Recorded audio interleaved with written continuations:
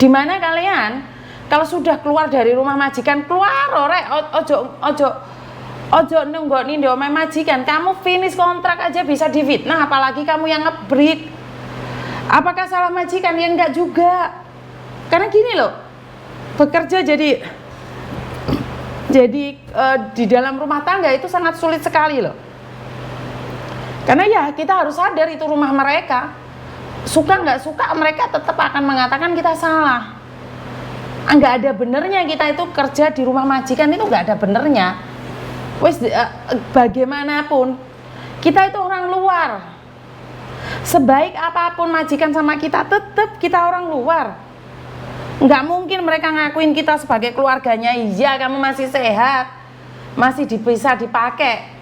Mereka bilang kamu itu keluarganya. Lah, giliran awakmu sakit, itu cuma 1001 majikan yang mau menerima. Majikannya Mbak Nuri iki ya wapi iki, majikannya Mbak Nuri itu. Jadi karena itu saya selalu bilang bekerjalah, masih muda bekerjalah dengan giat. Oh, saya aja divonis sakit Mbak, saya aja divonis sakit, tapi saya tetap bekerja giat, nyapu kora-kora itu tetap saya lakukan, ngepel itu masih saya lakukan, padahal saya divonis sakit. Karena saya merasa bahwa kalau hari ini saya divonis sakit dan saya leyeh-leyeh, lah giliran saya sudah tua, saya harus bekerja lebih keras lagi.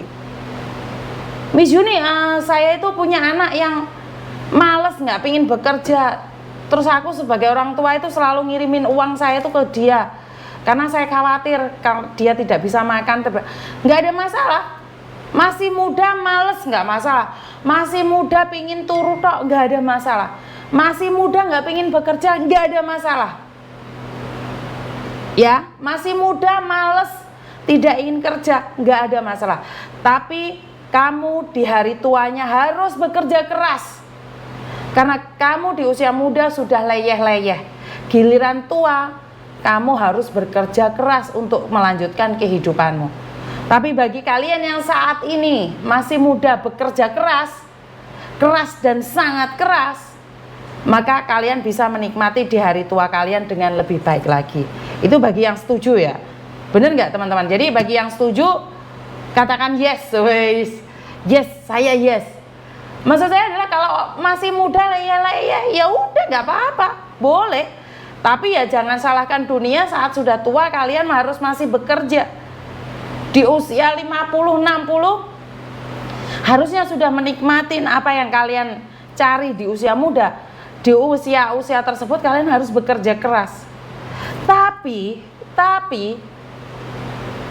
ada juga orang yang di usia muda bekerja dengan keras, bekerja dengan ikhlas, tapi di hari tuanya tetap sengsara. Nah, kenapa ini, Miss? Ya, bukan karena, Mbak. Itu ya karena tidak bisa memanage. Wah, itu yesnya banyak sekali, Bu Nuri. Jadi ini muni yes, Miftahul Jannah yes. Mana lagi kelompok yes yang lainnya? Jadi kalau kalian di usia muda bekerja keras, tapi di usia tua tetap harus bekerja keras, ya karena hasilnya kamu tidak memanage dengan baik. Bener nggak teman-teman? Jadi jangan salahkan keadaan. Di usia muda sudah bekerja keras, tapi di usia tua masih harus bekerja keras. Bahkan untuk sesuap nasi pun kita tidak mendapatkannya. Kenapa? Karena ya mungkin kamu kerja keras dan hura-hura keras, piye bilang arane. Ada orang yang bekerja keras, tapi gaya hidupnya juga keras. Ya ora seimbang, abot kuwi. Apakah salah? Ya enggak salah. Ada telepon masuk sebentar ya. Halo. Halo. Halo. Halo.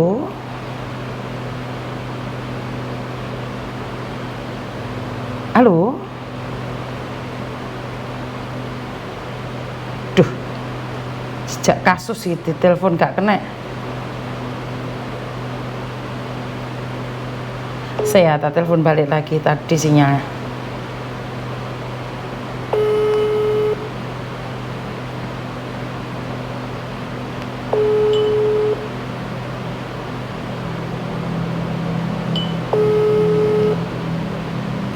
Oke, ini saya baca dulu SMS-nya ya. Assalamualaikum Miss, kami 4 orang PMI kena tipu di Malaysia. Kontrak kerja di pabrik tapi sampai sini masuk rumah tangga. Waduh. Siapa ini? Oke, sinyalnya dia yang nggak ada.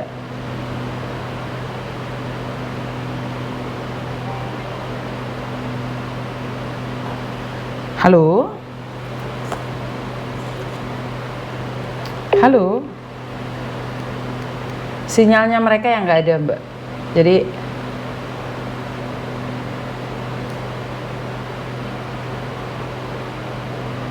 halo?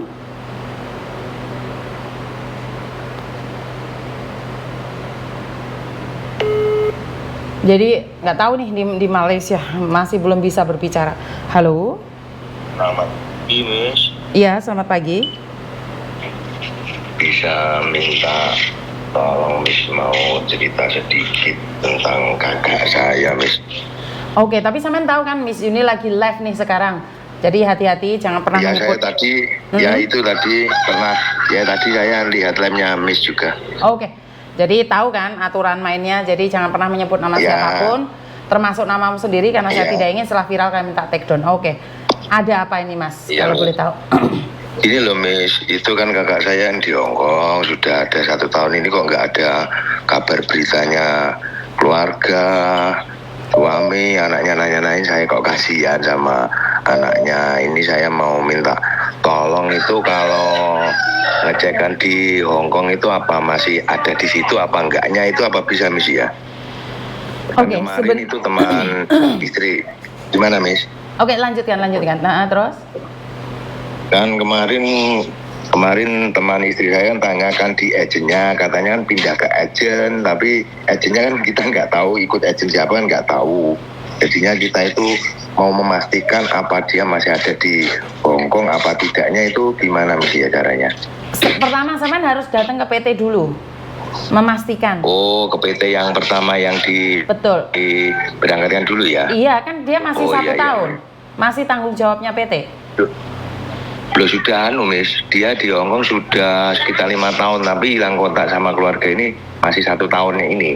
Oh, oke. Berarti sampean harus menghubungi KBRI Hongkong. Cara Sampean mungkin nggak bisa menghubungi ya Mas ya, karena sampean sebagai saudara saja, tidak ada hubungan ya. Biasanya yang bisa menghubungi adalah suami, suami atau orang tua. Oh iya, nanti kakak saya suruh hubungin KJRI aja lah nanti. Itu boleh minta nomor KJRI, Miss, nanti Miss? Siap, boleh. Sekarang saya kirimkan sudah. Saya kasihan sama anaknya sudah. Wah, ini 1 tahun. Kakak saya itu tanya-tanya keluarga istrinya itu yang di Hongkong itu kok juga nggak ada kontak dari keluarga semua. Jadi saya kasihan, anaknya kan sering dititipkan ke saya, ya kan? Oke, siap. Ditanya sama orang itu, ya itu saya mau tanya itu. Jadi nanti saya minta itu suaminya kakak saya telepon ke KJRI, ya itu. Iya, SMS Mas, biasanya akan ditanyain kakak, KTP hubungannya apa. Karena saya mau nanya nih, biasanya orang menghilang itu ada alasannya. Habis bertengkar atau seperti apa, itu pasti ada. Jadi karena saya sering sebenarnya hubungannya harmonis aja, tapi kok ini loh kan kemarin itu katanya kan dia sakit, ya kan, sakit itu habis operasi itu kok udah gak ada, hilang kontak. Terus itu teman bini saya kan dia dulu di Hongkong, tanya ke agen, ikut agen nih yang dulu diikutin, katanya sudah pindah agen kan nggak tahu ini ikut agen siapa, nggak tahu lah itu. Oke, siap. Jadi saya cuma pengen bilang bahwa kebanyakan mbak-mbaknya yang menghilang itu karena punya masalah dan mereka ingin menenangkan. Ya kan, sampean orang luar, sampean kan nggak tahu apa yang terjadi, mungkin sama suaminya ada masalah atau seperti apa, kan kita nggak tahu. Cuman kebanyakan seperti itu. Karena ada beberapa ibu itu nggak hubungan sama suami, nggak hubungan sama keluarga, tapi mereka masih menghubungi anak-anaknya, tapi disuruh merahasiakan. Jadi saya tidak berani itu bilang. Dan KJRI juga, KBRI juga itu tidak akan memberikan informasi kalau bukan keluarganya. Walaupun dihubungkan, tapi kalau mbaknya juga nggak mau menghubungi, nggak bisa dilakukan apapun. gitu Miss ya. Betul, nggak bisa dipulangkan Ya, atau seperti apa, nggak ada, nggak boleh. Bukan kan, kita bukan mau mulangkan, cuma mau pastikan apa masih ada di situ atau sudah, kalau sudah masih ada di situ ya nggak apa-apa. Cuma kasihan sama anaknya itu aja lah intinya. Udah 1 tahun ini kok nggak ada kontak sama anaknya. Kalau ada problem sama suami, intinya kan bisa bilang sama itulah saudaranya yang di situ, katanya gimana ya buat ngabarin anaknya apa gimana, ini belas sama sekali nggak ada kontak gitu loh. Oke, siap. Jadi sudah tak ajarin caranya ya. Ya. Sudah tak kasih nomornya KBRI juga. Coba dihubungin. Ya, makasih Miss ya. Oke, sama-sama. Ya, gitu terima aja kasih. Miss ya, makasih. Iya. Makasih ya selalu Miss. Siap, terima kasih. Matur Mbak Nun. Waalaikumsalam. Oke. Teman-teman, ini saya tidak pernah membela satu sama lain ya.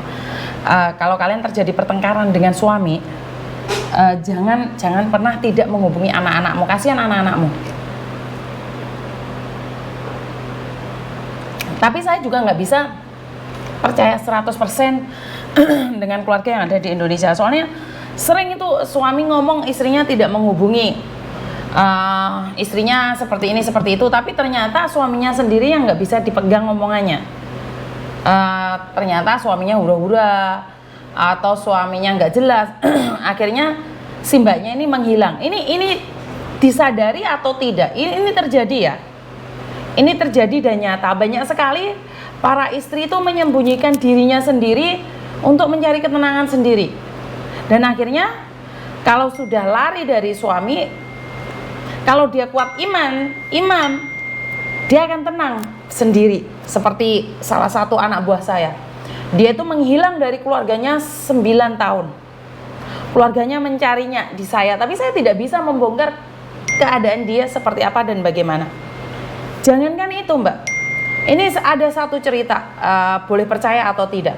Saudara saya sendiri yang ada di Malang, ini masalahnya sepele banget. Dia masih muda menikah, setelah nyampe di Hongkong 1 tahun, suaminya menghamilin tetangganya. Oke, selesai cerai. Dari berkembangnya waktu dia mencari uang buat keluarganya. Otomatis dia cari uang buat keluarganya dong. Semuanya buat ayah dan ibunya.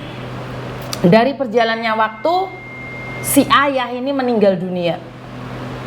Tapi si ibu tidak memberitahukan pada anaknya bahwa si ayah ini meninggal dunia. Tapi saat si ibu mau menikah, itu cerita sama anaknya, "Dok, aku terapi." Otomatis kan ada dendam kusumat ya Mbak ya, ada dendam ya. Saat ayah saya meninggal kamu tidak pernah memberitahu saya. Saat kamu ingin menikah dengan laki-laki lain, kamu telepon saya. Maksudmu apa? Nah, dari situlah masalah sepele kan. Bagi sampean sama saya mungkin masalah sepele ya. Saya kira udahlah, ya kan ayahmu sudah nggak ada. Wajar dong seorang ibu ingin mencari penggantinya. Dia bilang bukan masalah mencari penggantinya, tapi kenapa saat ayahku meninggal dunia di hari pertama, kamu tidak memberitahu saya? Ya ibu punya alasan sendiri karena ibu tidak ingin anaknya terganggu saat bekerja di luar negeri. Tapi kenapa saat menikah ibunya memberitahu? Akhirnya terjadilah dilema dendam, akhirnya anaknya itu sama sekali tidak pernah menelpon keluarganya, termasuk ibunya. Jadi baru akhir-akhir tahun ini, 3 tahun ini dia baru menghubungi keluarganya lagi dan hubungannya harmonis lagi. Jadi ini memang kenyataan ya Mbak ya, bahwa apa yang ada di luar sana itu jangan menikmatin sesuatu yang enak aja. Jangan pas njaluk duit kamu minta istrimu, anakmu untuk menghubungimu. Giliran ada susahnya, kamu itu nggak mau nerima. Bener nggak? Seorang anak itu butuh diperhatikan, bukan cuma uangnya saja. Ini saya tidak menghakimi siapapun ya. Ini saya bercerita berdasarkan fakta. Saya bercerita berdasarkan fakta. Jangan diedit terus habis itu menimbulkan kebencian pada saya secara pribadi. Saya hanya mengingatkan bagi yang ingin diingatkan. Karena biasanya keluarga yang ada di Indonesia itu menyepelekan perasaan para pekerja migran. Mereka tuh menyepelekan, gitu aja marah, dikit-dikit aja marah, baperan. Kita bekerja dengan susah payah, kita bekerja dengan air mata, kita bekerja dengan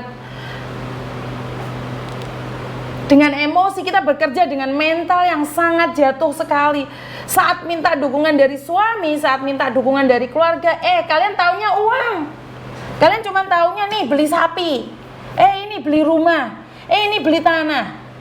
Kalian nggak tahu betapa mentalnya itu jatuh. Kalian nggak pernah tahu. Yang kalian tahu adalah bangun rumah. Kalian taunya minta uang, beli sepeda motor. Bukan saya marah ya sama kalian, tapi ini kenyataan. Kalian harus memikirkan kami juga. Sedikit banyak tanyakan kabar kami. Jangan posisi minta uang aja kalian sergap untuk telepon. Wah, minta sapi sampai 12, 15, 10. Kamu nggak mikir istrimu di sana jadi apa? Babak belur. Sampai direwangi utang bank. Untuk memperkaya kamu. Setelah sukses kamu bersama pelakor, terus istrimu mau gua, terus hartanya digowo. Ini banyak kan? Banyak yang terjadi kan? Rumahnya dibenerin, tapi rumah itu tinggalnya di rumah suami. Setelah terjadi perceraian, istrinya nggak dapat apa-apa, sudah dikuasai dengan istri yang baru. Ini banyak sekali terjadi.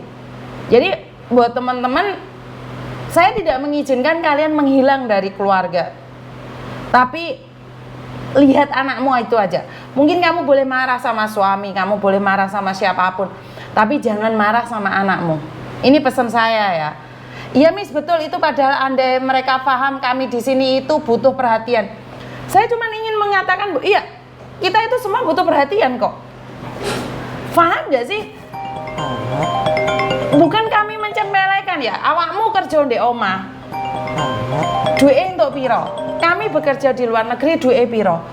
Kalian menyepelekan kami, akhirnya datanglah si garangan-garangan yang gak jelas, garangan-garangan yang ingin mengambil hati kami. Lah giliran kami sudah jatuh cinta sama laki-laki lain karena merasa nyaman, kalian marah-marah, kalian terluka. Jadi saya pribadi ingin mengatakan bahwa kami bekerja di luar negeri itu memang benar-benar pakai hati, kecuali yang mereka niatnya ke luar negeri untuk main-main.